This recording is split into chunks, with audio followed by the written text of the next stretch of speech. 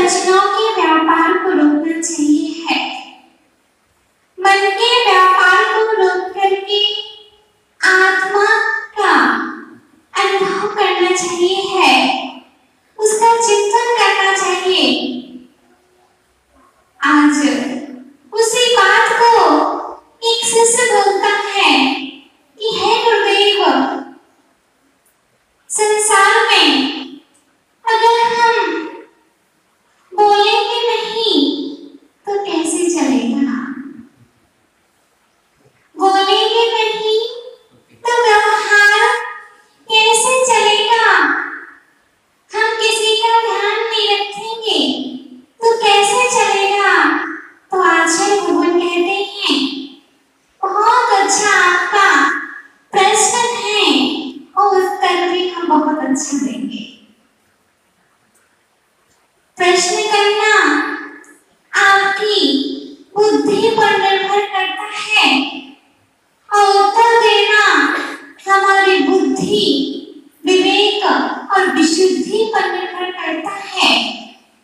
ऐसे विशुद्धि के धनी आचार्य भगवान पूज्यपाद स्वामी आज हमें बतलाएंगे कि विश्वास करो किसका। बोलो, आज का टॉपिक है, आज का शीर्षक है विश्वास करो किसका। बोलो, किसका करना चाहिए विश्वास?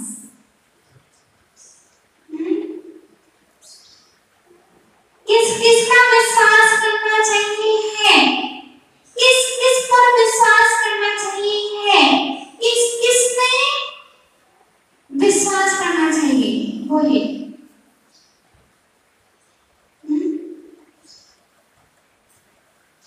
बोलो, कौन हो गया आप तो?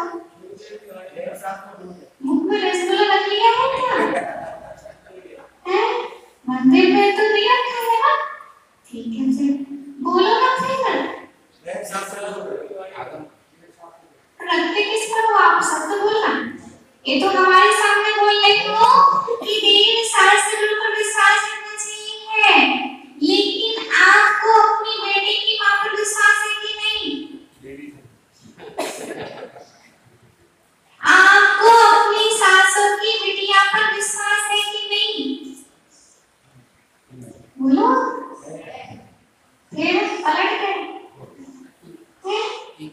कभी इस तरह बोलते हो, कभी इस तरह बोलते हो। श्राद्ध वाद हमारा धर्म है, लेकिन ऐसे तो श्राद्ध वाद मत लगाओ कि हमें पत्नी पर भी विश्वास है और परमेश्वर पर भी विश्वास है। जिस पत्नी पर हम विश्वास कर रहे हैं, जिस सासों की बिटिया पर हम विश्वास कर रहे हैं, जिस बेटे की माँ बेटे की माँ पर विश्वास कर रहे हैं, बोलो विश्वास करना हमारा ठीक है क्या? बोलते हुए सुना है व्यक्तियों को अपने से ज्यादा हमें आप पर विश्वास है। बोलते हो कि नहीं? वो हमारे विश्वास पात्र हैं, वो हमारे विश्वास पात्र हैं, वो ग्राहक विश्वास पात्र है, वो दुकान विश्वास पात्र है, वो मालिक विश्वास पात्र है, घर के तो सभी सदस्य विश्वास पात्र हैं। हालेलुया। इस विश्वास की खोज कर रहे हो, जो विश्व की आशा रखते हैं उस पर आप विश्वास कर रहे हो क्या? जो विश्व की आशा रखते हैं उस पर विश्वास कर रहे हो। अरे उन पर विश्वास नहीं करना चाहिए था जो विश्व की आशा नहीं रखते हैं, विषय की आशा नहीं रखते हैं। इसकी ना विश्व की आशा रखते हैं, ना विषय की आशा रखते हैं, उन पर विश्वास करना चाहिए था। और जो विषयों पर विश्वास करते हैं, विषय पर विश्वास करते हैं, विश्व पर विश्वास करते हैं, हम पर श्रद्धा बनाए रखते हैं। एक किस चीज की विडंबना है भैया? इस कारण से हम विश्वास बनाए हुए हैं। तो आचार्य भगवान कहते हैं हम मोह के कारण पर विश्वास बनाए हैं। जब तक हमारा मोह नहीं मिटेगा तब तक विश्वास मोही व्यक्ति पर बना रहेगा। मोही का मोही पर बनता है, निर्मोही का निर्मोही पर बनता है। या जहां विश्वास नहीं होता वहां वास नहीं करना चाहिए है।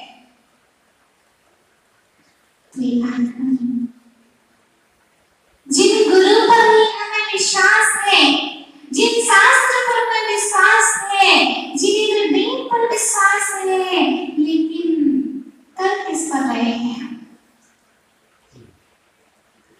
भक्ति पर विश्वास नहीं है, भाग्य भक्ति पर विश्वास है, ईश्वर पर विश्वास नहीं है, आज स्त्री पर विश्वास है।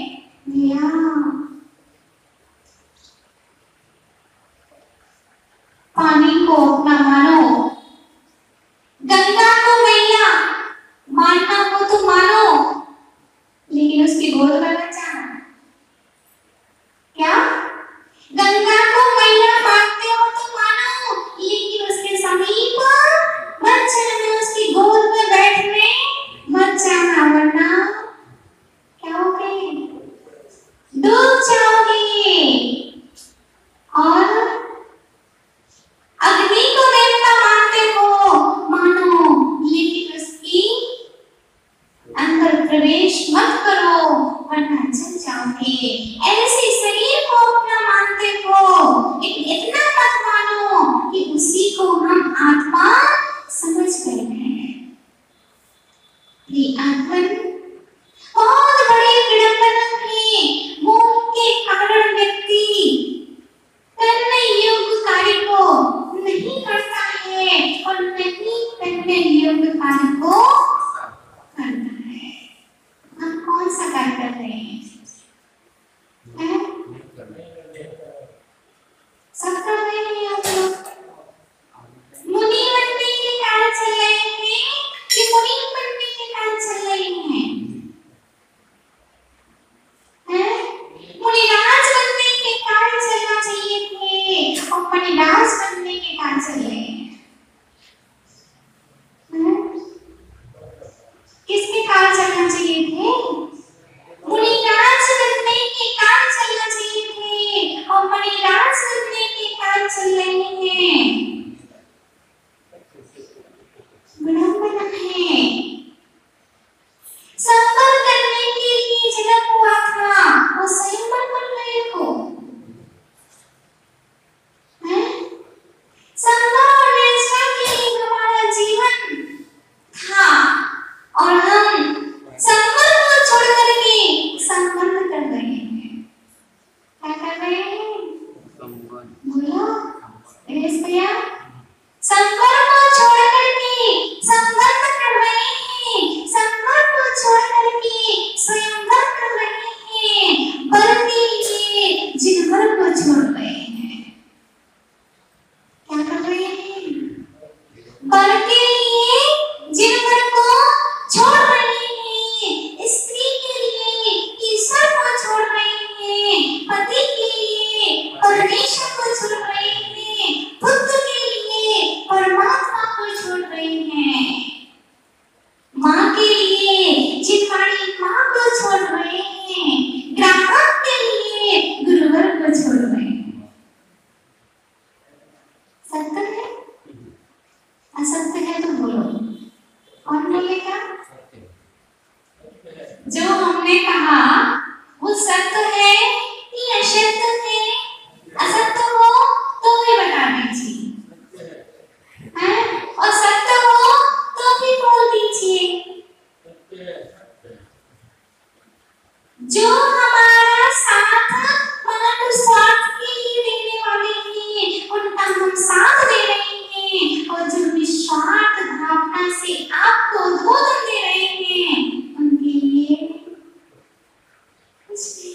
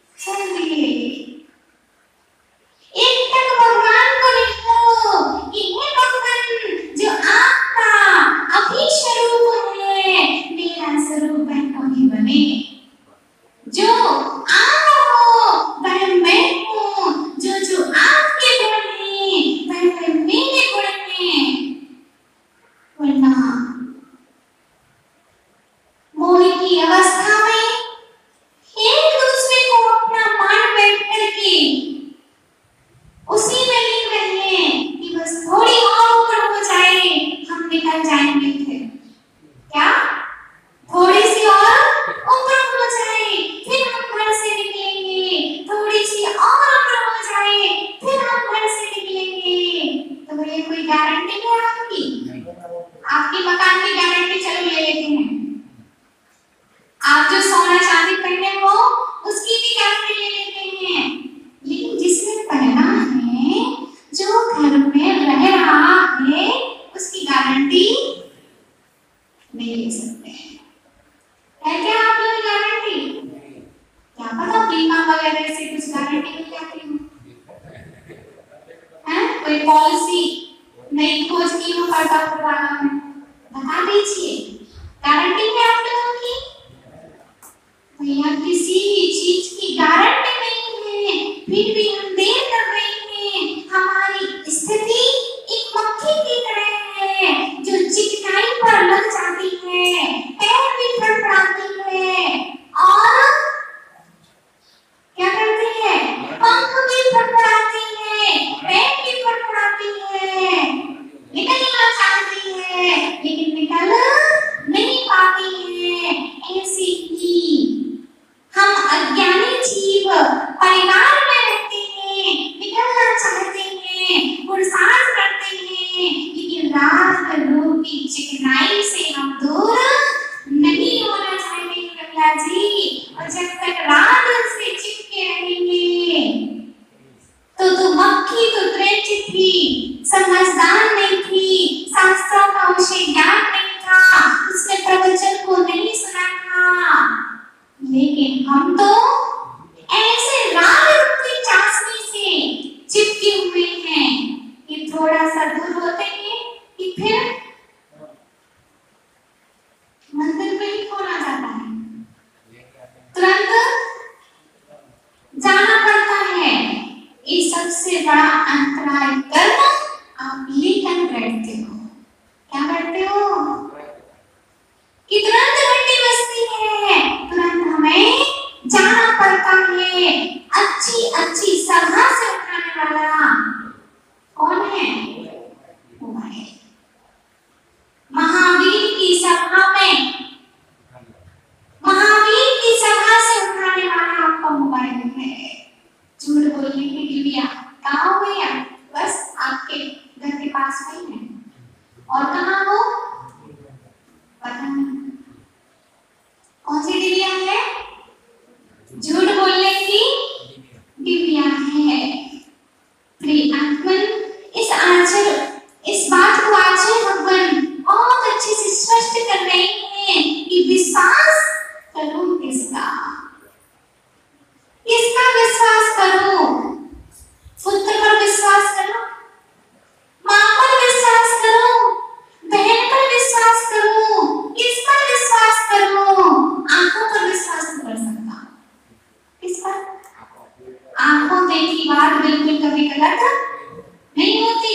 जो आंखों से देखा जाता है वो सत्य ही होता है ना। बोलो, मेरी आंखें कभी धोखा नहीं खा सकती हैं। कौन बोल रहा है? कि हम सभी लोग मिलकर के बोल रहे हैं कि मेरी आंखें कभी धोखा नहीं खा सकती हैं। अरे आपकी आंखें ही आपकी नहीं है। आपकी आंखें आपकी है? बोलो, कब तक साथ देंगी? आपकी आंखें ही आपकी नहीं है, तो आप विश्वास किस पर कर रहे हो? हमारा शरीर ही हमारा शरीर नहीं है, विश्वास किस पर कर रहे हो? जब शरीर ही अपना नहीं है भैया, तो शरीरधारी में कैसे हो सकते हैं? बोलो, जब हमारा स्वयं का शरीर ही स्वयं का नहीं है, तो ये पर पदार्थ मेरे कैसे हो सकते हैं? जब आँख ही मेरी नहीं है, तो आंखों से दिखने वाले पदार्थ मेरे कैसे हो सकते हैं? जिस दिन आँख आपकी हो जाए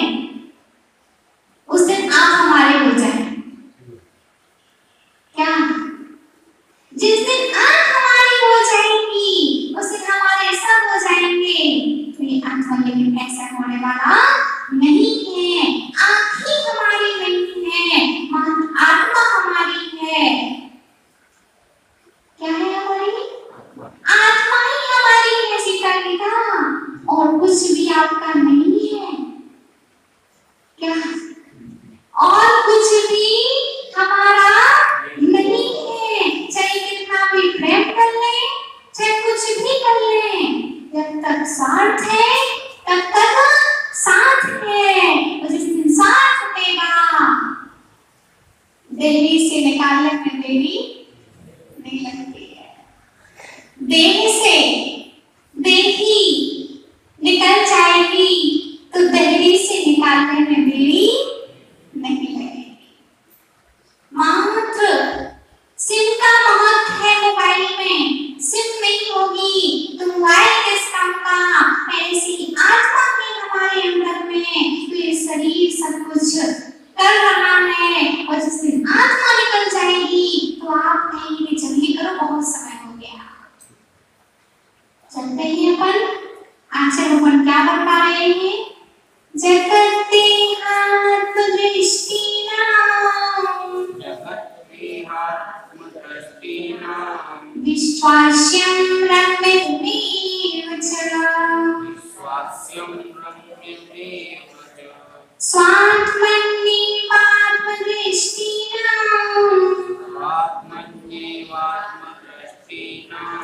क्वा विश्वासः क्वा रतिः।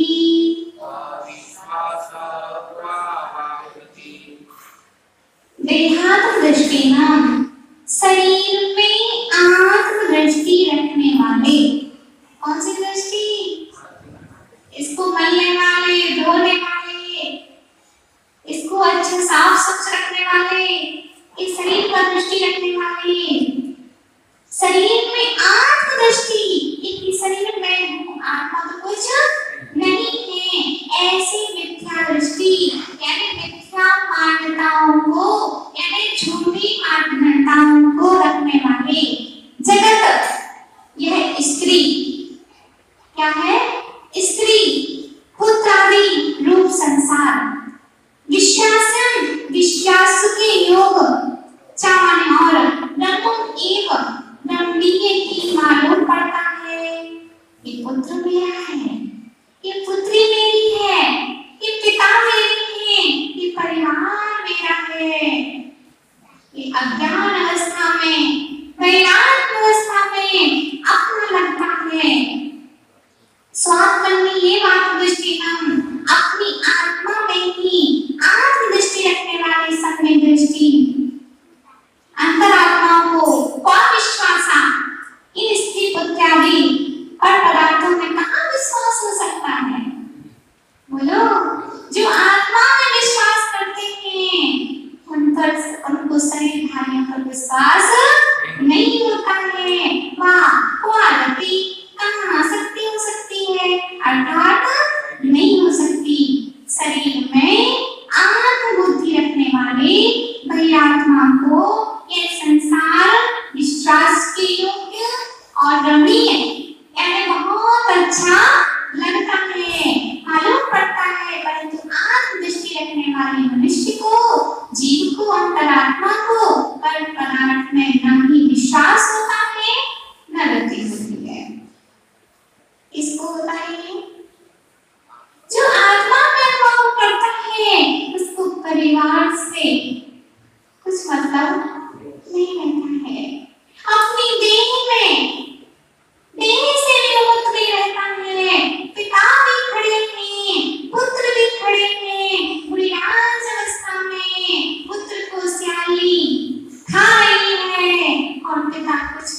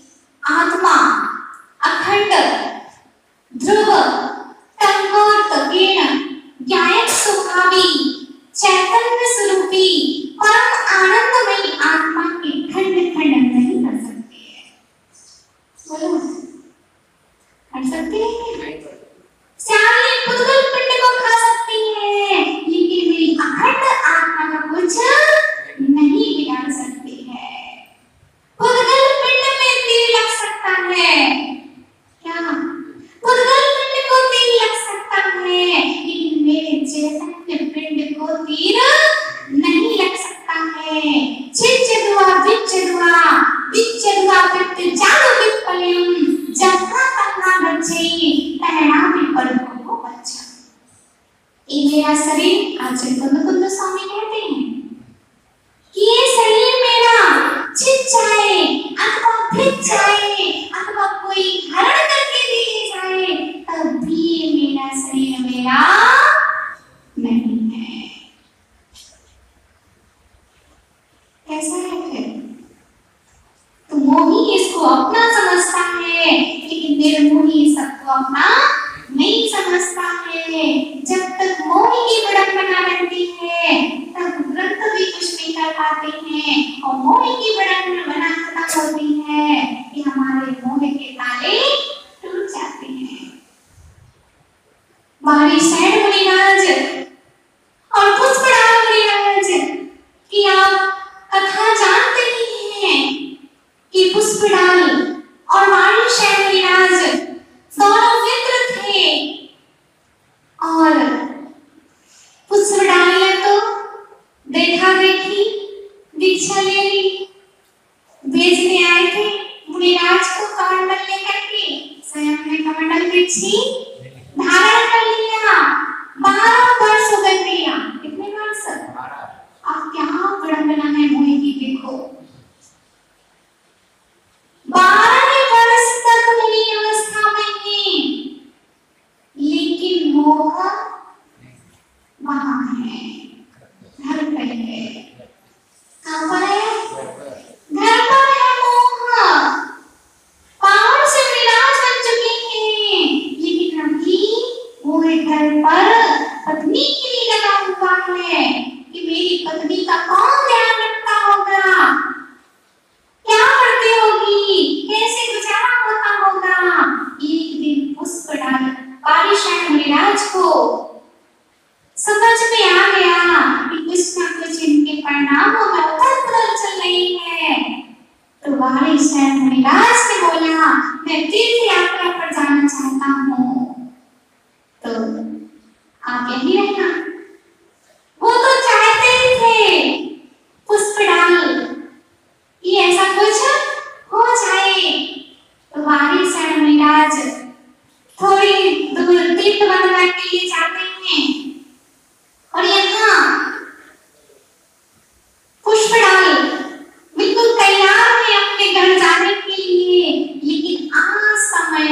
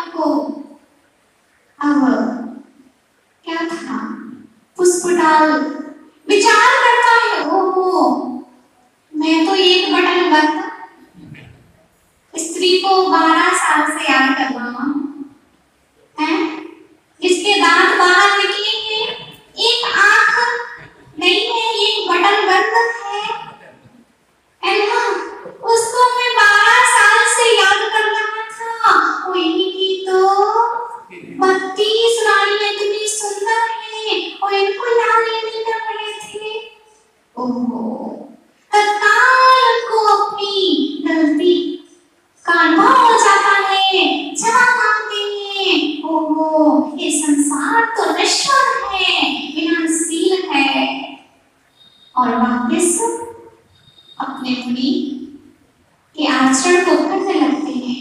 जब तक मोह था तो 12 साल से मन नहीं लग रहा था, लेकिन मोह के बादल हटे कि मोक्ष मार्ग पर ही आनंद आना प्रारंभ हो गया।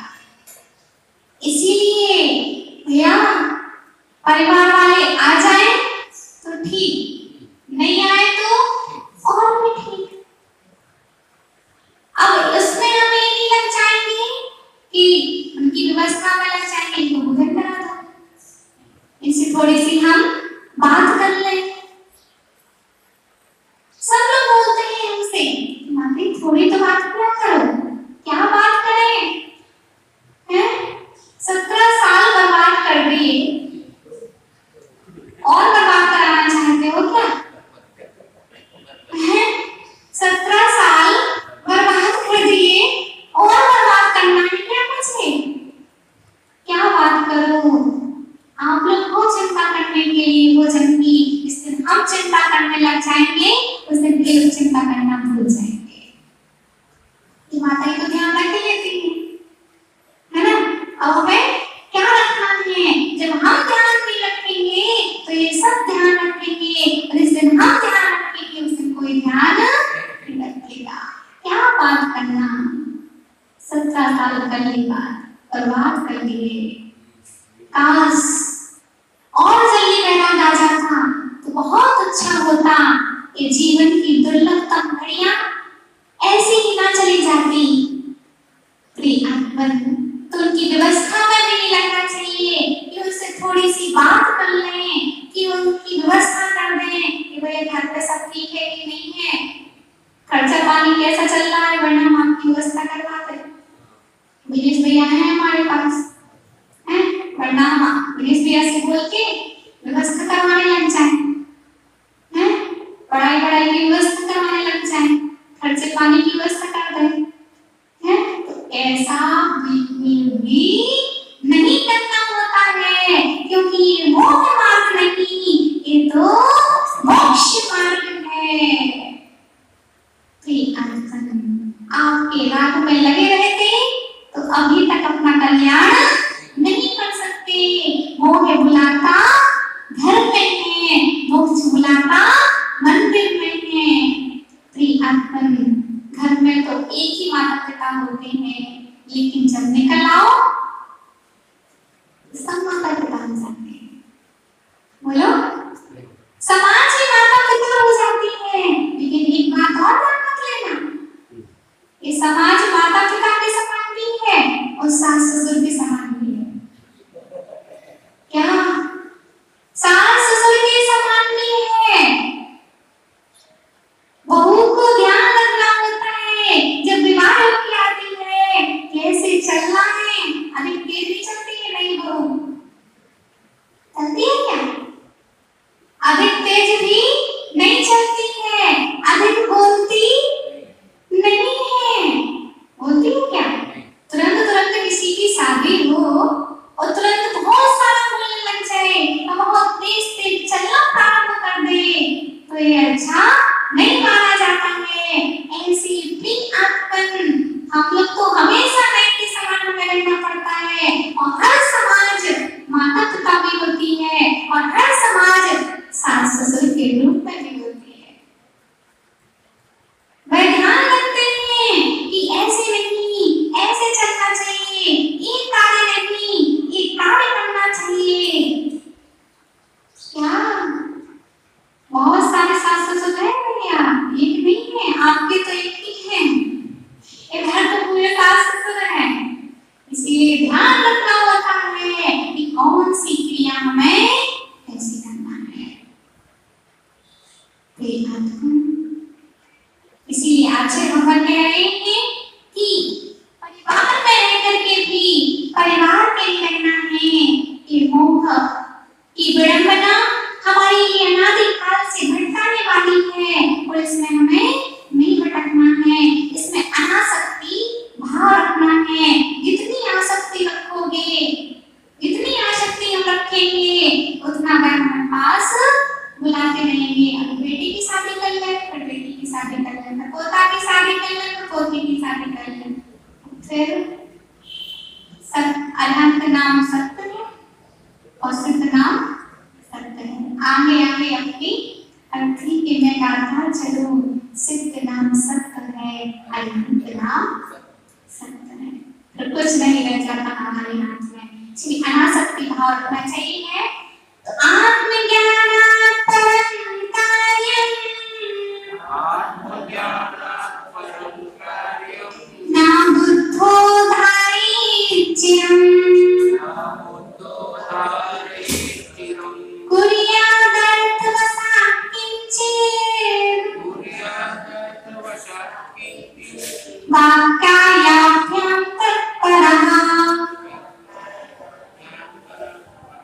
आत्मज्ञानात् परं, आत्मज्ञान से भिन्न दूसरे कार्य को चिरं अधिक समय तक बुद्धो अपनी बुद्धि में ना धारेत, यानी धारण नहीं करे।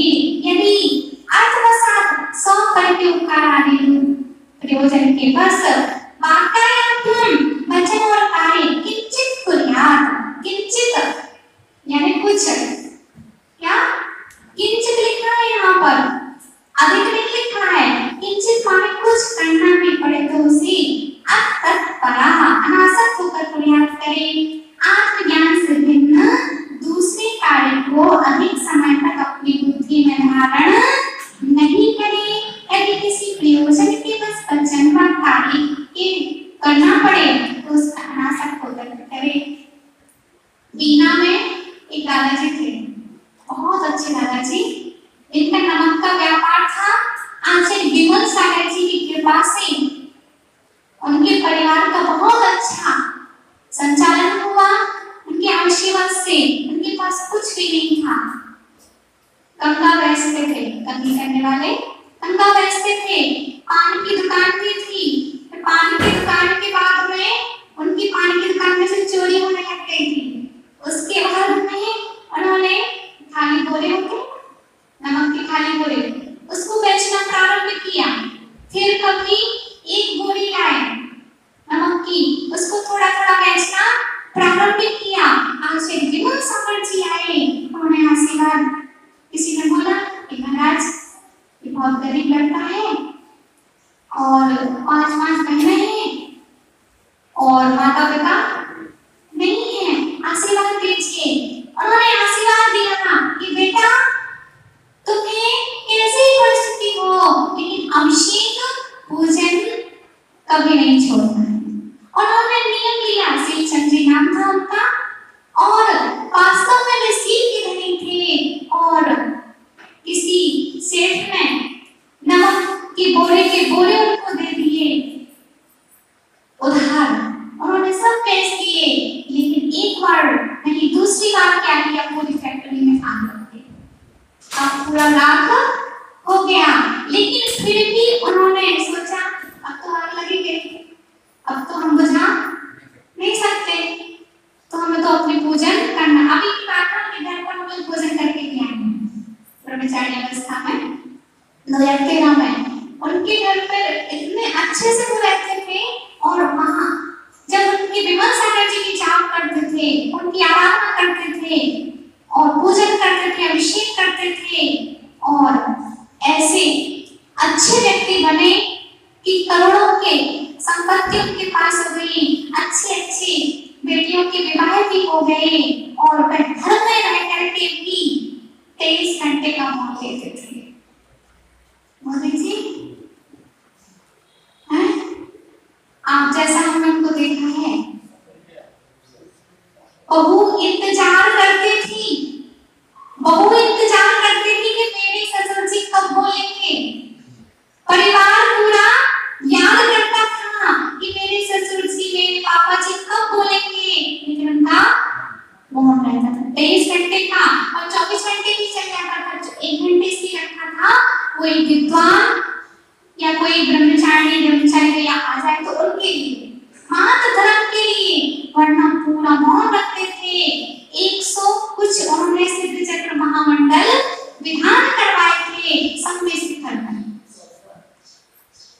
इतने अच्छे थे, उनकी उत्तम समाधि हुई।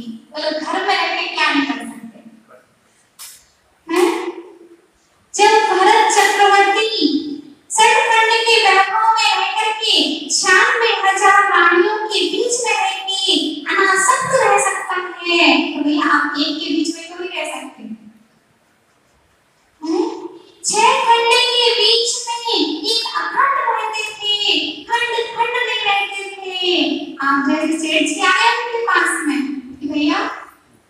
आपकी 96,000 गाड़ियां हैं, आप कैसे रहते हो इतने बड़े महल में?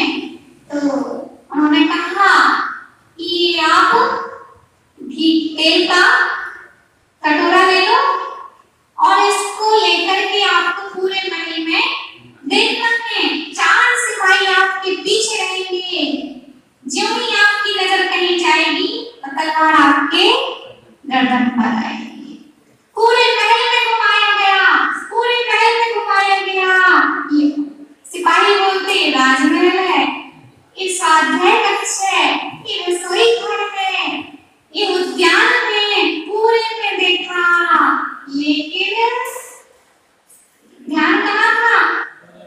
कटोरे पर ध्यान था कि तेल गिरना नहीं चाहिए वरना तलवार हमारे गर्दन पर गिर जाएगी। पूरा महल घूम करके वापस आए तो भरत चक्रवर्ती से बोला, भरत चक्रवर्ती ने बोला कि आपने महल देख लिया? महाराज पहले तेल का दीपक, तेल का कटोरा आप संभालो फिर मैं कुछ बोलूं, है ना? तो उनको दिया और बोला कि मैंने तो कुछ भी नहीं देखा, मेरी नजर तो तलवार पर थी, गर्दन पर थी और तेल पर थी कि तेल की बूंद नीचे ना गिर जाए। तो भरत चक्रवर्ती ने समझा दिया कि उत्तर आपको मिल गया।